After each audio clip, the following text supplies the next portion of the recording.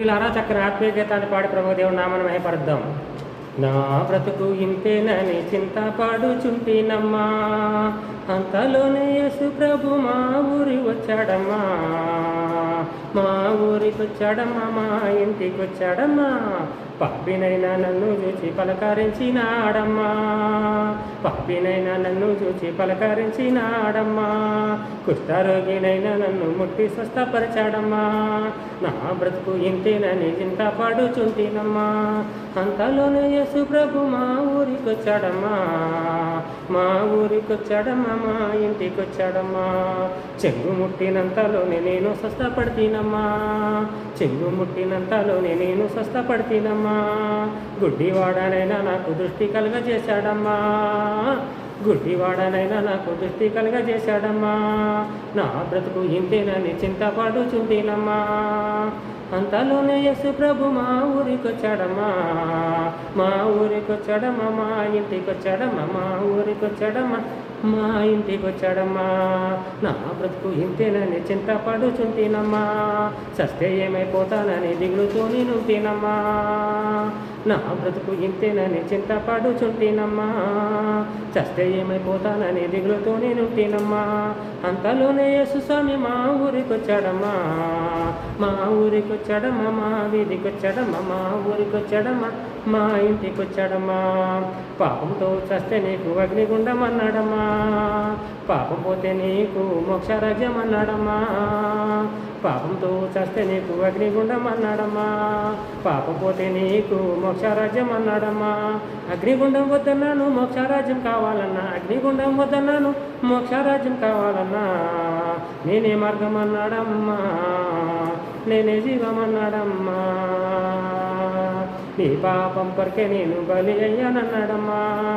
తలకు ముళ్ళ కిరీటము, కాళ్ళకి చేతి గాయాలమ్మా, పక్కన బలం కోటంట ఒళ్ళంతా రక్తమయం. నీ పాపం కొరకేనంట, నా పాపం కొరకేనంట, ఎంత మంచి దేవుడమ్మా. నా బ్రతుకు ఇంతేనని చింత పాడుచుంటేనమ్మా, అంతలోనే యేసు స్వామి మా ఊరికి వచ్చాడమ్మా, మా ఊరికి వచ్చాడమ్మా, మా వాడకి వచ్చాడమ్మా, మా ఊరికి వచ్చాడమ్మా, మా ఇంటికి వచ్చాడమ్మా.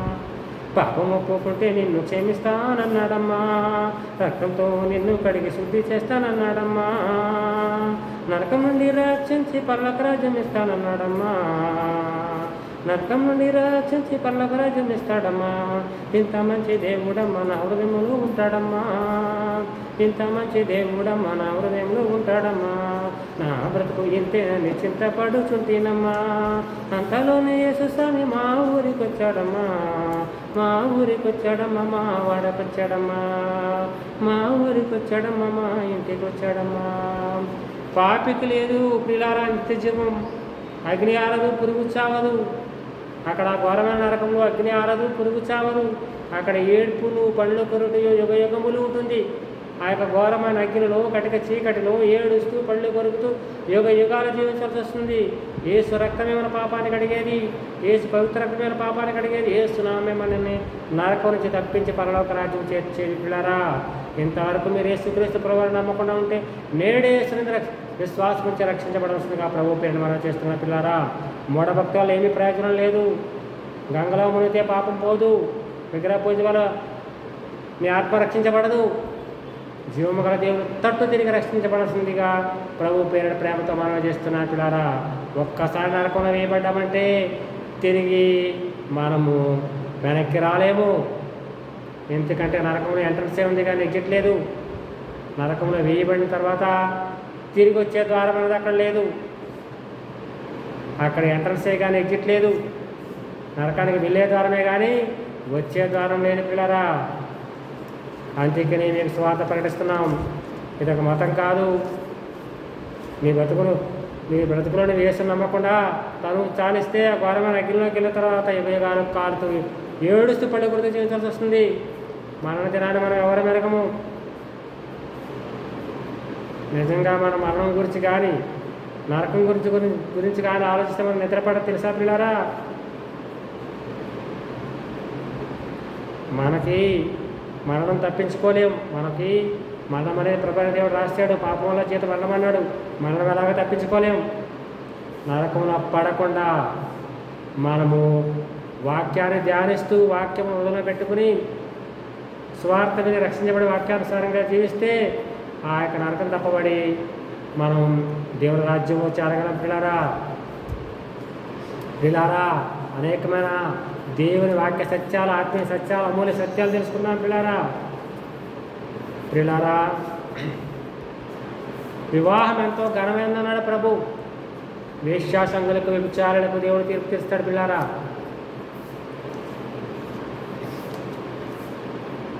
జాగ్రత్తమన్నా వ్యభిచారమన్నా రెండో ఒకటే, ఒకే అర్థం గల పదాలు, రెండు వేరు వేరు కాదు.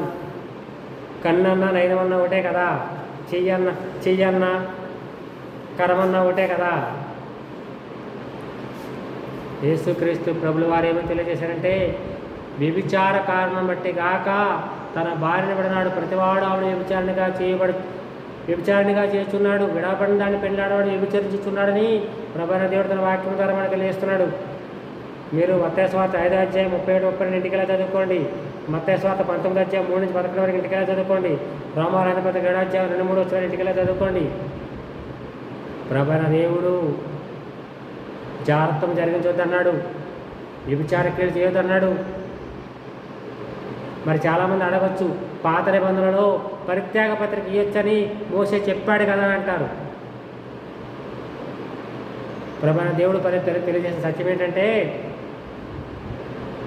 ఒకడు తన భార్యను పరిత్యజించుట నాకు అసహ్యమైన క్రియని తండ్రి దేవుడు యెహోవా దేవుడు పలుకుతున్నాడు. దేవుడు జతపరిచిన వారిని మనుషుడు వేరుపరచకూడదని దేవుని వాక్యం తెలియజేస్తే పిల్లారా, యేసుక్రీస్తు ప్రభుల వారిని మరి పాత నిబంధనలో మోసే గారు పరిత్యాగ పత్రిక ఇచ్చి తన భార్యను విడనాడొచ్చు కదా అని చెప్పాడు కదా అని ఆయనతో అన్నప్పుడు ఆయన వాళ్ళకి ఏమని జవాబు చెప్పాడంటే, మీ హృదయ కాఠిన్యాన్ని బట్టే మోసే ఆ విధంగా సెలవిచ్చాడు, కానీ దేవుడు జతపరిచిన వాడిని మనుషులు వేరుపరచకూడదు అని ఆయన వారికి తెలియజేశాడు. పిల్లారా వ్యభిచారులకి, వేశ్యాసంగులకి నిత్యజీవం ఉండదు, వారికి పరలోక ప్రవేశం ఉండదు, వారు నరకపాత్రలను దేవుని వాక్యం పలుకుతుంది. ప్రియులారా ఈరోజు రేపు విడాకుల కేసులు ఎన్నో కోర్టులు నిండా నిండిపోతున్నాయి. విడాకులు తీసుకోవటం వాక్యానికి విరుద్ధం. కొన్ని అనివార్య కారణాల వల్లే విడాకులు తీసుకోవచ్చు, కానీ మిగతా కారణాల వల్ల విడాకులు తీసుకోకూడదు. వ్యభిచార కారణాలను బట్టే స్త్రీ అయినా పురుషుడైనా విడాకులు తీసుకోవడానికి అర్హత ఉంటుంది, కానీ మిగతా ఏ కారణాల వల్ల విడాకులు తీసుకోకూడదని పవిత్ర బైబిల్ గ్రంథం మనకు తెలియజేస్తే పిల్లారా,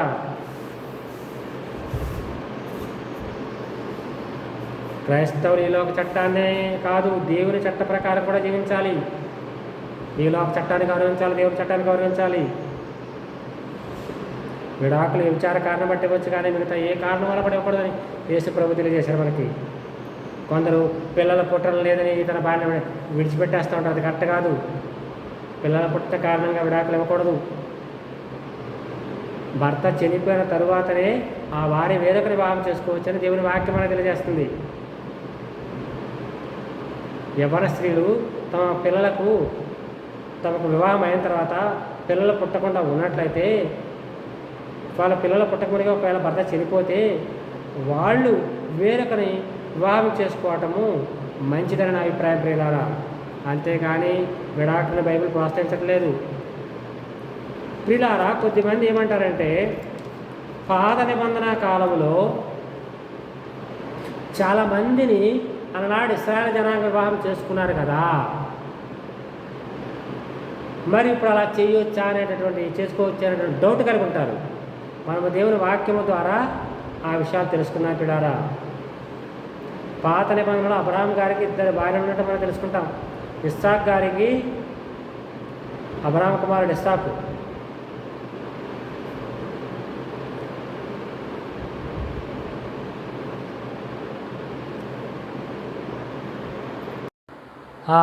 ఇస్సాకు అయితే పిల్లారా ఒక్కరిని వివాహం చేసుకున్నట్టుగా బైబిల్ మనకు తెలియజేస్తుంది. పిల్లారా ఏసావు గారు 3 వివాహం చేసుకున్నట్టుగా బైబిల్ మనకు తెలియజేస్తుంది. దావీదు మహారాజు గారు అయితే 8 మందిని వివాహం చేసుకున్నట్టుగా బైబిల్ మనకు తెలియజేస్తుంది.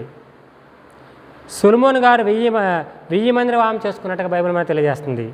ఆయనకి 700 మంది భార్యలు, 300 మంది ఉపపత్నులు ఉన్నారని బైబిల్ మనకు తెలియజేస్తుంది. రెహబాము గారికి 18 మంది భార్యలు, 60 మంది ఉపపత్నులు, మొత్తం 70 మంది ఉన్నారని బైబిల్ మనకు తెలియజేస్తే పిల్లారా. యోధారాజు అబియా గారికి 14 మంది భార్యలు ఉన్నారని బైబిల్ మనకు తెలియజేస్తుంది. సౌల్ రాజుకి 2 భార్యలు ఉన్నారని, మోషే గారికి 2 భార్యలు ఉన్నారని బైబిల్ తెలియజేస్తే పిల్లారా. యాకోబుకి 4 భార్యలు ఉన్నారని బైబిల్ మనకు తెలియజేస్తుంది పిల్లారా. అహాబు అనేక మందిని వివాహం చేసుకున్న బైబిల్ మనకు తెలియజేస్తుంది. గిద్యోను, ఇశ్రాయేల్ న్యాయాధిపతి అయిన గిద్యోను అనేక మందిని వివాహం చేసుకున్నాడని, 70 మంది కుమారులను కన్నాడని బైబిల్ మనకు తెలియజేస్తుంది పిల్లారా. మరి కొత్త నిబంధన ప్రకారం ఏంటో తెలుసా మీకు? కొత్త నిబంధన ప్రకారము ఒక పురుషుడు ఒక స్త్రీని మాత్రమే వివాహము చేసుకోవాలని బైబిల్ తెలియజేస్తూ ఉన్నది.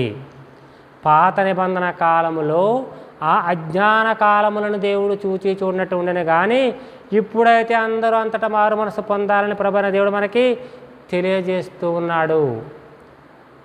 అప్పుడు వివాహం విషయమై ప్రభువైన దేవుడు చట్టాన్ని పెట్టినట్టుగా మనము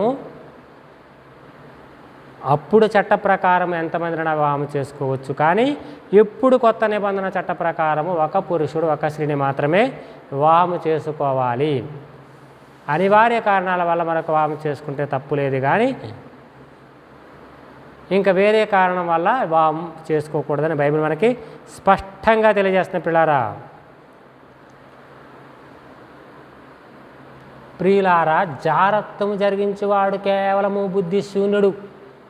వాడు దెబ్బలకు అవమానానికి పాత్రుడవుతాడు. ప్రియులారా, వ్యభిచారులకు వేశ్యాసంగులకు ప్రభువైన దేవుడు తీర్పు తీరుస్తున్నాడు. కాబట్టి క్రైస్తవులు దేవుని భయభక్తులతో జీవించాలి. జ్ఞానము చప్పున మీ భార్యలతో కాపురం చేయమని దేవుని వాక్యం తెలియజేస్తే పిల్లారా. వివాహం అనే విషయంలో ఘనమైనది, పాన్పు నిష్కల్మషంగా ఉండాలని ప్రభువైన దేవుడు సెలవిస్తూ ఉన్నాడు. వివాహము దేవుడు ఏర్పాటు చేసింది, అది చాలా ఘనమైనది పిల్లారా.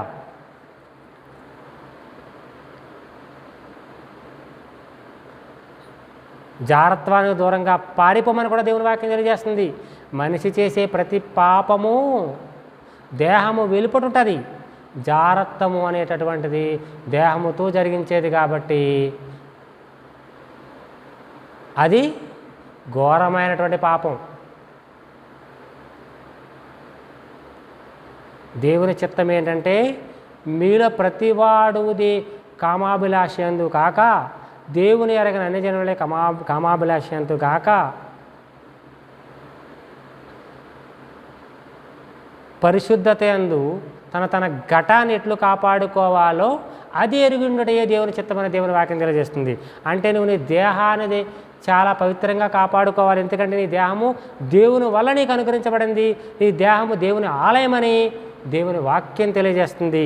దేవుని ఆత్మ మనలో సంచరిస్తూ ఉంటుంది కాబట్టి మనం ఈ యొక్క దేహాన్ని పవిత్రంగా కాపాడుకోవాలి పిల్లారా. ప్రియులారా, యేసుక్రీస్తు ప్రభుల వారు శరీరధారిగా ఉన్న దినాల్లో అనేకులను స్వస్థపరిచాడు. ఎందుకంటే ఆయనకు సమస్తము సాధ్యమే, ఆయనకి అసాధ్యమైనదంటే ఏది లేదు ప్రియులారా. కొంతమంది ఏమని తలుస్తారంటే వాళ్ళు పాపాలు పోగొట్టుకోవడం కోసం రకరకాల యాతన పడుతూ ఉంటారు, మూఢభక్తి చేస్తూ ఉంటారు. యజ్ఞయాగాదులు, జపతపాదులు, దాన ధర్మాలు. గంగలో మునిగితే పాపం పోదు, కోశీలో పాపం పెట్టుకుని కాశీకి పోతే పాపం పోదు. ఈ లోకంలో మనుషులు ఎన్ని ఉన్నా ఎంత ఉన్నా మనశ్శాంతి ఆరోగ్యం లేని జీవితాలు గడుపుతున్నారు. దానికి కారణం ఏంటంటే పాపం అనేటటువంటిది మనిషికి మనశ్శాంతిగా బతకనివ్వదు. మీ పాపములు మిమ్మల్ని పట్టుకుంటాయని దేవుని వాక్యం తెలియజేస్తుంది. అవి మన పాతాళాన్ని నెట్టుకెళ్ళిపోతాయి. పాతాళంలోనికి నెట్టుకుపోయే మన పాపములే. నువ్వు పాపిగా మరణిస్తే, నీ పాపాల్లో ఉండే నువ్వు మరణిస్తే నువ్వు వెళ్ళేది నిత్యాగ్నిలోనికి. పాపం వల్ల వచ్చే జీతం మరణము. అది యేసుక్రీస్తునందు నిత్య జీవం ప్రియులారా. క్రీస్తునందు విశ్వాసం ఉంచడం ద్వారా, క్రీస్తు రక్తమున పాపాలు కడిగివేయబడటం ద్వారా మనం నీతివంతులుగా తీర్చబడతాము. కాబట్టి విశ్వాసులు నీతివంతులు విశ్వాసమూలంగా జీవించడం దేవుని వాక్యం మనం తెలియజేస్తాం.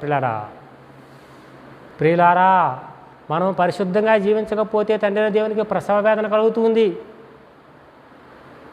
యేసుక్రీస్తు ప్రభుల వారి శిలువలో ప్రసవ వేదన పడి మనకు అన్నాడు. ఆయన అమూల్యమైన రక్తము ద్వారా, ఆయన పవిత్ర రక్తము ద్వారా, పరిశుద్ధ రక్తము ద్వారా, నిర్దోషమైన రక్తం ద్వారా ఆయన మనకు అన్నాడు, మనకు కొన్నాడు. మనం పవిత్రంగా జీవించకపోతే, పరిశుద్ధంగా జీవించకపోతే దేవునికి బాధ కలుగుతుంది. ప్రియులారా, మీరు మాటలో క్రియలో పరిశుద్ధంగా జీవించాలని దేవుని వాక్యం మనకు తెలియజేస్తుంది. పరిశుద్ధత లేకుండా ఎవరు ప్రభుని చూడలేరు. ప్రియులారా, 1000 మందిని వివాహం చేసుకున్నటువంటి సొలొమోను భక్తుడు ఎంత బాధపడ్డాడో మీకు తెలియదు. దేవుని వాక్యము ధ్యానిస్తే మీకు అర్థమవుతుంది. ప్రసంగ గ్రంథం. ఆయన అన్య స్త్రీలను వివాహం చేసుకోబట్టి, ఆయన వృద్ధాప్యములు అన్య స్త్రీలను వివాహం చేసుకోబట్టి, అన్య స్త్రీలు ఆయన్ని దేవుడి నుంచి దూరం చేసి విగ్రహారాధన తిప్పేశారు.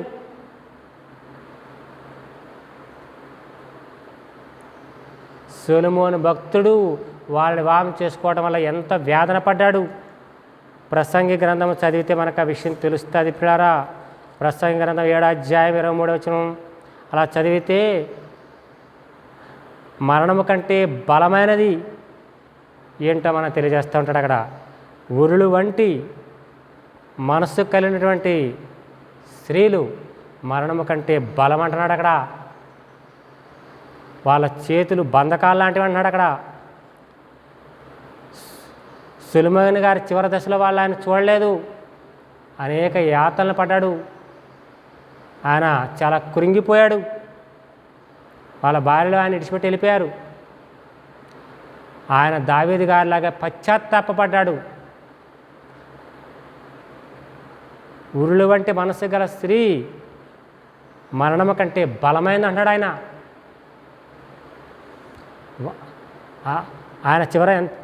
ఆయన ఎంతో పశ్చాత్తాపడ్డాడు కాబట్టి దేవుడు ఆయన అంగీకరించాడు. ఆయన అవసాన దశలో మళ్ళా తండ్రి దేవునితో తిరిగాడు. దేవుని భయభక్తులు కలిగి జీవించాలని తెలుసుకున్నాడు. సమస్తము వ్యర్థము వ్యర్థము అని చెప్పాడు ఆయన.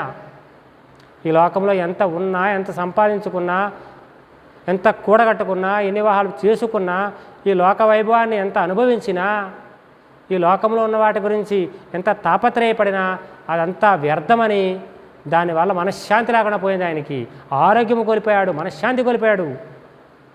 అదంతా వ్యర్థమని ఆయన చివరి దశలో దేవుని తడి తిరిగి పశ్చాత్తాపడి తిరిగి ప్రభువైన దేవుని తడి తిరిగి రక్షించబడ్డాడు. పిల్లారా, మనము దెబ్బ తగలక ముందే కళ్ళు తెరుచుకోవాలి. దెబ్బ తిన్నాక కళ్ళు తెరుచుకోవడం కాదు. అందుకే దేవుని వాక్యం మనకేమైనా తెలియజేస్తుందంటే, అధికముగా దుర్మార్గ పనులు చేయొద్దు, నీ కాలానికి ముందు నువ్వు ఎలా చనిపోతావు. సొలొమోను గారిలాగా నేను చివరిలో మారతాను, అవసాన దశలో మారతాను, నా బలవంతా పోయాక మారతాను, చిట్ట చివరిలో దేవుని నమ్ముకుంటానంటే నీకు కుదరదు. నీ కాలం ఎప్పుడు ముగిసిపోద్దో నీకు తెలియదు. మీ జీవం ఏ పాటిది. మీరు కొంతసేపు కనబడతారు, అంతలో మాయమైపోయి ఆవిరితో సమానం అన్నాడు ప్రభు నీతోనే మాట్లాడుతున్నాడు, మనతోనే మాట్లాడుతున్నాడు, నాతో మాట్లాడుతున్నాడు. నేడు అన్న సమయం ఉండగానే మనసు తిప్పుకో, మారు మనసు పొందు, వాక్యాన్ని అంగీకరించు, క్రియలు దిద్దుకో, నీ జీవితాన్ని దిద్దుకో, స్వార్థను విను, ప్రభు నమ్ముకో. నీ ఇష్ట ప్రకారమే బతికి చనిపోతే తీరా ఘోరమైన నరకంలోకి వెళ్ళిన తర్వాత వెళ్ళేదారే కానీ వచ్చేదారు ఉండదు అక్కడ.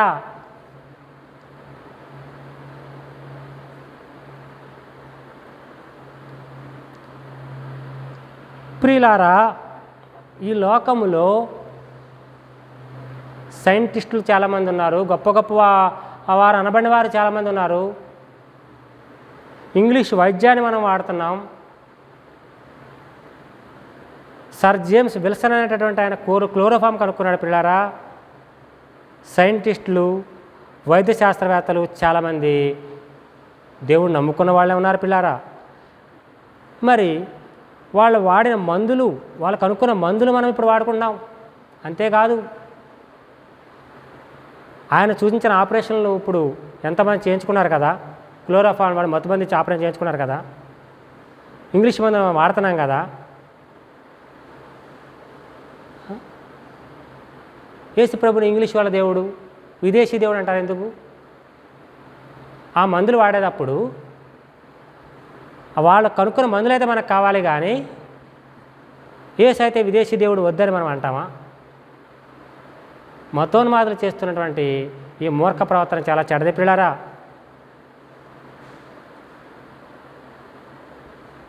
కొంతమంది తమ జీవితాలు అర్ధాంతరంగా సూసైడ్ చేసి ముగించేసుకుంటున్నారు. వ్యసనాల బారిన పడి స్మార్ట్ ఫోన్లు చూడటం, వీడియో చూడటం, అశ్లీల దృశ్యాలు చూడటం, చిన్నలు పెద్దలు అనేకులని యొక్క స్మార్ట్ ఫోన్ చెడగొట్టేస్తుంది. నరుని ఆలోచన హృదయ ఆలోచన బాల్యం నుండి చెడ్డదని దేవుని వాక్యం తెలియజేస్తే పిల్లారా. బాల్యం నుండి చెడది, పెద్దగా నరుని యొక్క ఆలోచన చెడిపోద్ది అనుకోవద్దు. బాల్యం నుండి చెడది. చిన్నపిల్లని గద్దించమన్నాడు ప్రభు, శిక్షించమన్నాడు. బెత్తం వాడిన వాడు తన కుమారునికి విరోధం అన్నాడు. బాల హృదయంలో సహజంగానే మూఢత్వం ఉంటుందన్నాడు.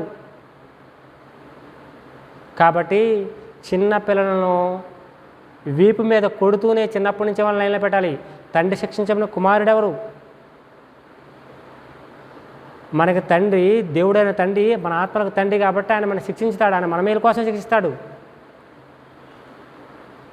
మనము శరీర సంబంధమైన తండ్రికి లోబడ్డాం కదా, మన ఆత్మలకు తండ్రి అయిన దేవునికి ఎక్కువగా లోబడాలి కదా. తల్లిదండ్రులను చిన్నపిల్లలను శిక్షించకపోతే వాళ్ళు పాడైపోతారు. వాళ్ళు పాతాళానికి వెళ్లకుండా వాళ్ళు తప్పించబడాలంటే తల్లిదండ్రులు చిన్నప్పటి నుంచే వాళ్ళని శిక్షించి గద్దించి బుద్ధి చెప్తూ లైన్లో పెట్టాలి. బెత్తం వాడాలి. బెత్తం వాడినవాడు తన కుమారుడికి విరోధి అన్నాడు అని దేవుని వాక్యం తెలియజేస్తే మనకి బెత్తంతో వీపు మీద కొట్టాలి వాళ్ళని. ఇక్కడ నెత్తి మీద కొట్టకూడదు. నెత్తి మీద కొడితే ఆ యొక్క మెదడికి ఏదైనా అయ్యి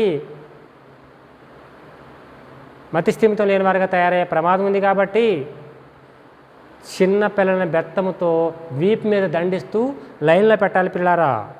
అది ప్రభువైన దేవుడు మనకు తెలియజేస్తాడు. అంతేగాని గారం పెట్టేసి కొంతమంది చిన్నపిల్లల్ని తల్లిదండ్రులను చెడగొడుతూ ఉంటారు. అది కరెక్ట్ కాదు.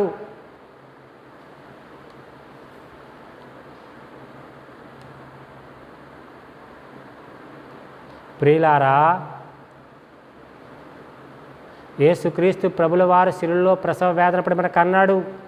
తండ్రి అయిన దేవుడు మనం పరిశుద్ధంగా జీవించకపోతే ప్రసవ వేదన పడతాడు.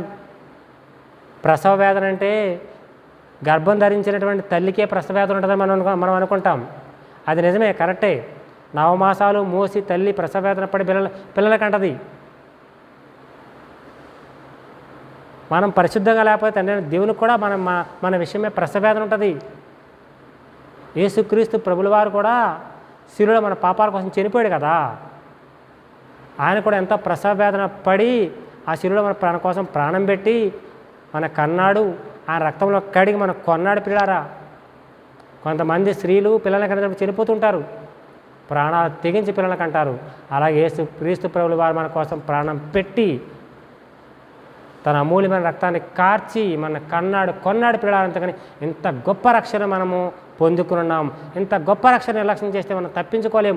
నరక శిక్ష, ఘోరమైన నరక శిక్ష తప్పించుకోలేం.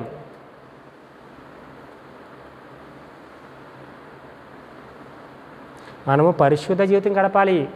మీరు పరిశుద్ధులు ఒకటే దేవుని చిత్తం. జాగ్రత్త దూరంగా పారిపోవడమే దేవుని చిత్తం. వ్యభిచారికుల దూరంగా ఉండడమే దేవుని చిత్తం. ఈ రోజు రేపు హైదరాబాద్లో కావచ్చు, ఇంకెక్కడెక్కడైనా కావచ్చు, ప్రపంచం నలుమూలలో అనేక హాస్పిటల్లో, పెద్ద పెద్ద హాస్పిటల్లో, ప్రైవేట్ హాస్పిటల్ కావచ్చు, గవర్నమెంట్ హాస్పిటల్ కావచ్చు, రోగాలతో అనేకులు బాధపడుతూ కుట్టలుగా పడి ఉన్నారు. రోగాలతో, పెద్ద పెద్ద వ్యాధులతో, దీర్ఘకాల వ్యాధులతో. ఎందుకంటే వాళ్ళ జీవితంలో ఎన్నున్నా, ఎంత సంపాదించినా, ఎన్నున్నా ఆరోగ్యాన్ని కోల్పోయి శాంతి లేక, మనశ్శాంతి లేక బ్రతుకును భారంతో ఈడ్చుకుంటూ జీవిస్తున్న వాళ్ళు చాలామంది ఉన్నారు. బ్రతుకును భారంతో బ్రతుకుని అలపించుకున్నారు చాలామంది ఉన్నారు. మనకు అలాంటి పరిస్థితి రాకముందే ప్రభువైన దేవుని తట్టు తిరిగి మనం ప్రభు చెప్పిన బ్రతకాలి పిల్లారా. కొంతమంది మోసాలు చేసి, అన్యాయం చేసి, అక్రమాలు చేసి, ధనాన్ని పోగేసుకుని రోగాల బారిన పడి హాస్పిటల్లో తమ ధనానంతా వేయించేసుకుంటున్నారు పిల్లారా. ధనం సంపాదిస్తమే పేద గొప్ప అనుకుంటున్నారు. అన్యాయము సిరి మీదే నమ్మకం పెట్టుకుంటే నిత్య జీవాన్ని మనకి ఎవరిస్తారు? అన్యాయపు సిరి మీద నువ్వు మనసు పెట్టుకోవద్దు అన్నాడు యేసుప్రభుల వారు.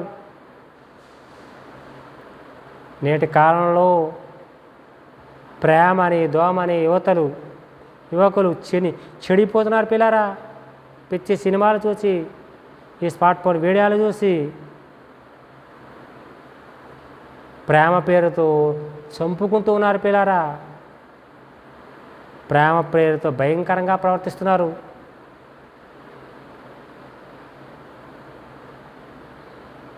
గర్ల్ ఫ్రెండ్ అని బాయ్ ఫ్రెండ్ అని చెప్పేసి ప్రేమ పేరుతో వివాహానికి ముందే శరీరాలు అపవిత్రపరుచుకుంటూ దేవునికి వ్యతిరేకంగా జీవిస్తున్నారు. కొంతమంది స్త్రీలైతే ప్రేమ పేరుతో శరీరాలు అపవిత్రం చేసుకుని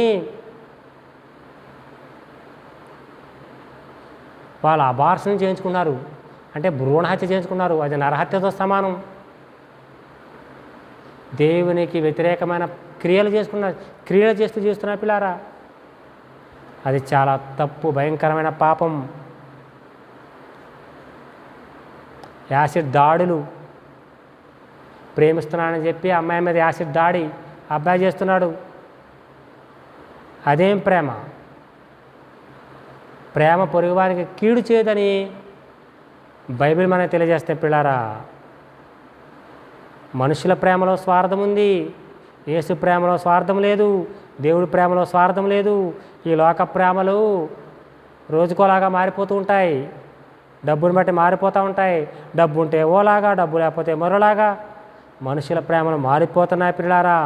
యేసు ప్రేమ చాలా ఉన్నతమైనది, పవిత్రమైనది, మారని ప్రేమ. మనల్ని ఏమి ఆశించకుండా ప్రేమించే ప్రేమ. ప్రపంచంలో ఏదైనా ఉన్నాయా అంటే, ఈ లోకంలో ఏదైనా ఉందాయా అంటే అది తండ్రి అయిన దేవుని ప్రేమే, యేసుక్రీస్తు ప్రభుల వారి ప్రేమే.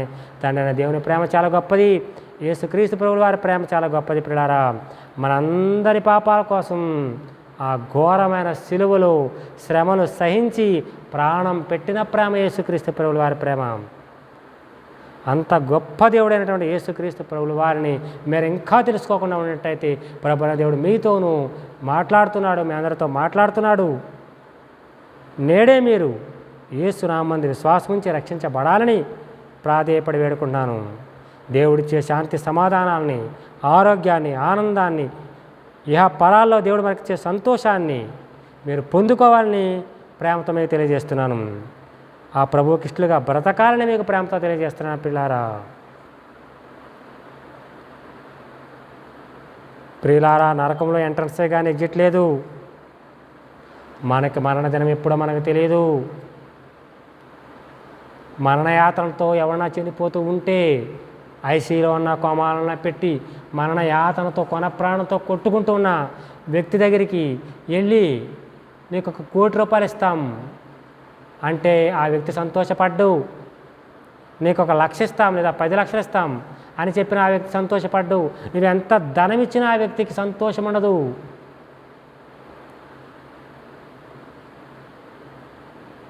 నువ్వు దేవుణ్ణి ఇవ్వాలి, సువార్త చెప్పి యేసుని వారికి ఇవ్వాలి. అప్పుడే ఆ వ్యక్తి ఆత్మ రక్షించబడుతుంది, నరకం తప్పించబడి పరలోకము చేరుతాడు ఆ వ్యక్తి. మనం ఈ లోకానికి యేసునివ్వాలి.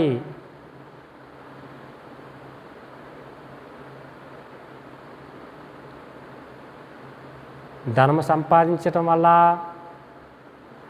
ఎంతో సంతోషం ఉందని, ఆనందం ఉందని, ధనంతోనే అన్నీ సాధించవచ్చని సాతాను ఆలోచనలకు లోబడిపోయి చాలామంది లోకంలో మూర్ఖంగా బతుకుతున్నారు పిల్లారా. నీకు ధనం వల్ల అన్నీ సమకూడవు.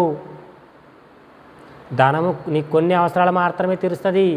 ధనము నీకు ఆరోగ్యాన్ని ఇవ్వలేదు, ధనము నీ ప్రాణాన్ని నిలబెట్టలేదు, ధనము నీ ఆత్మను రక్షించలేదు, ధనము నిన్ను పరలోకం చేర్చలేదు, ధనము నిన్ను నరక శిక్ష నుంచి తప్పించలేదు. కాబట్టి ధనమును నమ్ముకుని వాడు పాడైపోతాడని దేవుని వాక్యం తెలియజేస్తుంది. కాబట్టి మనము మన జీవిత కాలంలో జీవము గల దేవుడైనటువంటి యేసుక్రీస్తు ప్రభువారిని నమ్ముకోవాలి. ఆయన చెప్పినట్టు బ్రతికి ఆయన ఇచ్చే రక్షణ భాగ్యం పొందుకొని మన పాప క్షమాపణ సాదృశ్యమైన బాప్తిజం పొంది రక్షించబడి ఆయనకి ఇష్టలుగా బ్రతకాలి పిల్లారా. అంతేగాని ఈ లోకాశల్లో కొట్టుకుపోతే చిట్ట చివరికి నీవు నరకం పాలైపోతావు.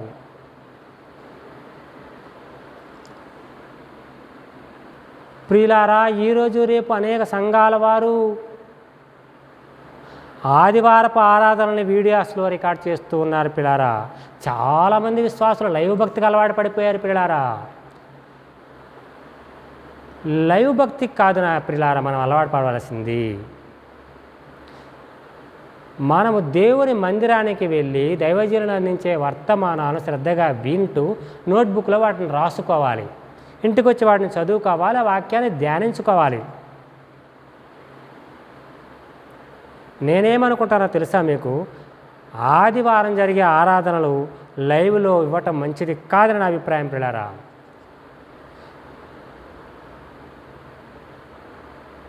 లైవ్ భక్తి కాదు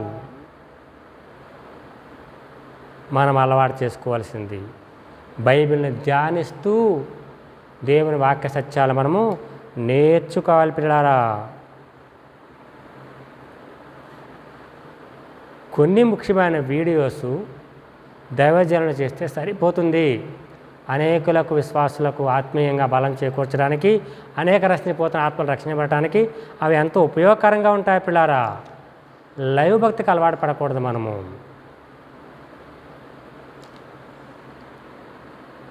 ప్రియులారా, లోకములో ఎక్కడ చూసినా పాపమే నిలబడి చేస్తుంది. పాపంలో చాలామంది పిహెచ్డీలు చేశారు, పాపంలో పండిపోయారు.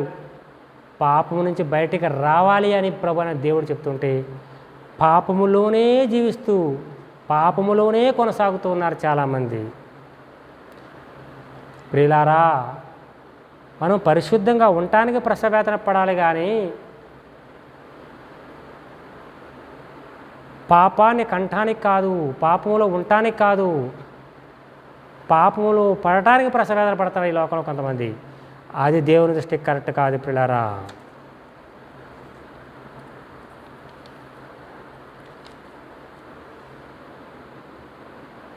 ప్రియులారా, ఈ లోకంలో కొద్దిమంది ఎంతో ధనము సంపాదించిన వారు, పేరు ప్రఖ్యాతులు ఉన్నవారు, సెలబ్రిటీస్ అయిన వారు కూడా కొంతమంది సూసైడ్ చేసుకుని చనిపోవడం అని వింటున్నాం. అలా ఫిల్మ్ యాక్టర్స్ కావచ్చు, సీరియల్ యాక్ట్ చేసేవాళ్ళు కావచ్చు, ఇంకా పెద్ద పెద్ద హోదాలో ఉన్నవారు ఎవరైనా కావచ్చు. ఎందుకు వాళ్ళు చనిపోతున్నారు? ధనం ఉంటే అన్ని సమస్యలు పరిష్కారం అయిపోతాయని అంటూ ఉంటారు. మరి ధనము వాళ్ళు ఎంత ధనాన్ని సంపాదించినప్పటికీ వాళ్ళ ఇంటికి ఒత్తిడి, డిప్రెషను, ఎందుకు సూసైడ్ చేసి చనిపోతున్నారు? అన్నీ ఉండి కూడా ఎందుకు సూసైడ్ చేసి చనిపోతున్నారు అంటే వాళ్ళకి మానసిక పరిస్థితి సరిగా లేదు, వాళ్ళకి మానసిక రోగం ఉంది. మానసిక రోగానికి మందు దేవుని వాక్యమే. ఈ లోకంలో ఏ వైద్యుడు దాన్ని బాగు చేయలేడు.